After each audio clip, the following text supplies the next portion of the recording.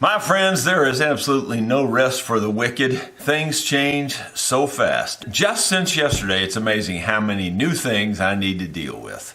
I'll tell you all about that right after this.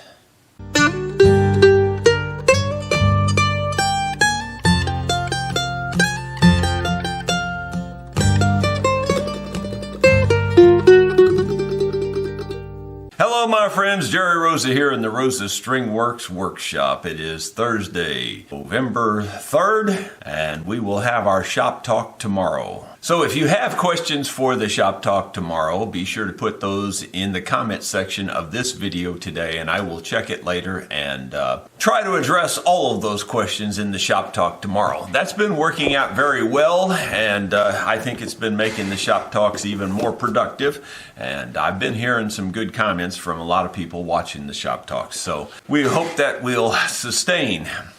You know, we had guests, as you saw in the video yesterday, Barry and Russell, and after they left, or just about the time they left, my wife says, could you help me start this weed eater? You know, I was pulling on it for a while, couldn't get it to start, so I put it on the ground, I bent over and I pulled it a couple times, and the vertigo hit. Oh my gosh, one of the worst cases of vertigo I've had in, I don't know, whenever.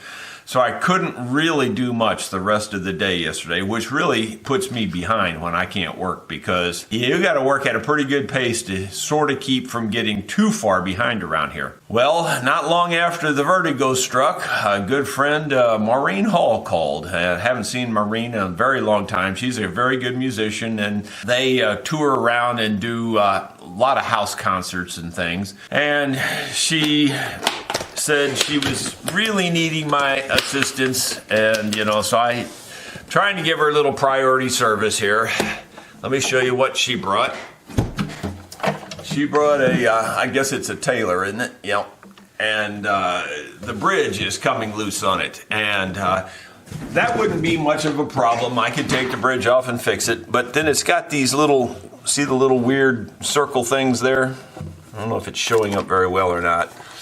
But anyway, there's little Allens there, and when you look on the inside, there's a pickup, and I'm not quite sure. That's the first one of these I've actually worked on, so I'm not quite sure how that comes apart, but I guess I'll figure it out.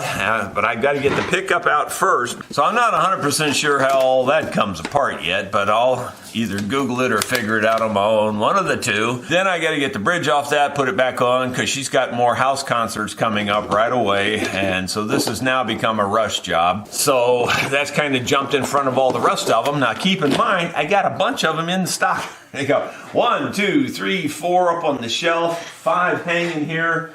I think there's a 6th over here on the table. So I've got at least 6 instruments in the shop right now, and I thought I was getting caught up. I was down to 1 or 2. Oh my gosh. I guess good for you guys because you'll see more videos, but bad for me because it's really a bad time. And with the vertigo on top of it now, and I've taken Dramamine, I tried the exercises to get rid of the vertigo, and it's not as bad today, but it's not good either. And then on top of that, my new little camera, this Osmo whatever Pocket 2 thing, which I think, is a pretty good camera. I think everybody really seems to like them and everything.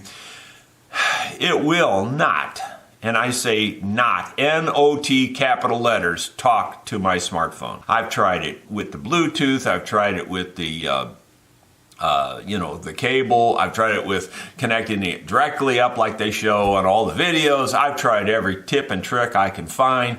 The only thing I can figure out is it's not compatible with my smartphone, which is an LG V30 or something like that. And I don't get along with iPhones at all. My wife has an iPhone. When I was with Bell, for a short time I did break fix on all the PCs and the Apples.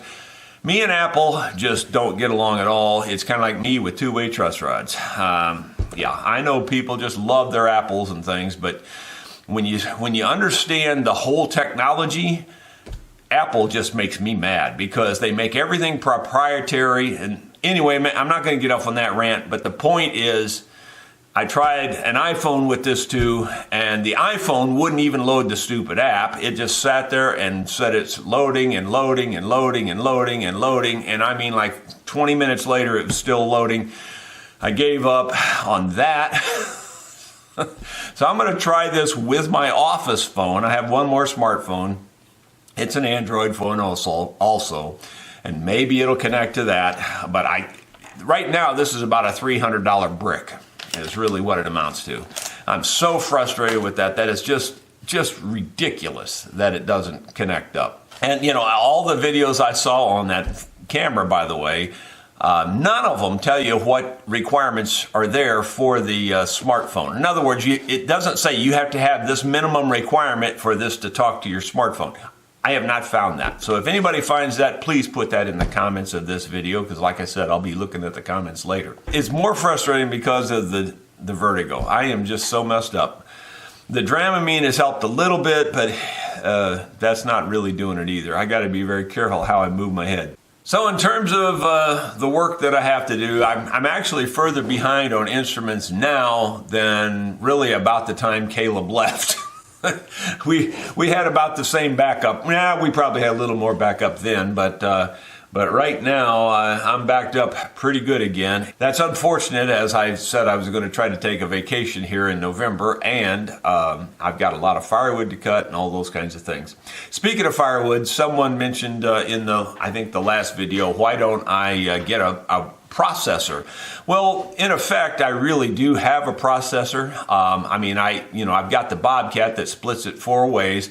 I can walk over to a log, grab the log, go over my dump trailer, split it 4 ways, let it fall into my dump trailer, go pick up another one, split it 4 ways, let it fall into my dump trailer.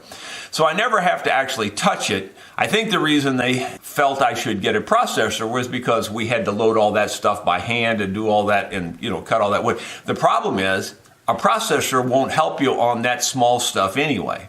Like a lot of the treetops that we have are small stuff. And the small stuff, you have to saw and cut and do everything by hand anyway. The processor, the best processor in the world, won't help you with that. I mean, if I just totally ignored the small stuff and left it laying on the ground, but to me, that would be kind of wasteful and losing a lot of fuel that I could be using. So I go ahead and cut the small stuff, load that by hand. Now the big stuff, I can bring my Bobcat in and I never even have to touch any of the big stuff. Even the great big ones like this, I can split them in half with the way I designed my splitter, and then I can split them in quarters. So now I got 4 big pieces, and then I can take those 4 pieces and split them 4 ways with my Bobcat and literally never touch it with my hands.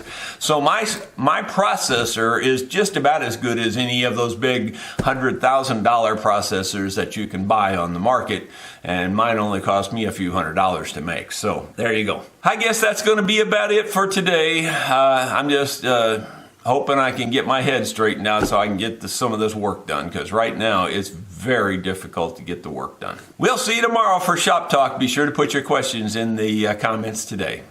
Thank you.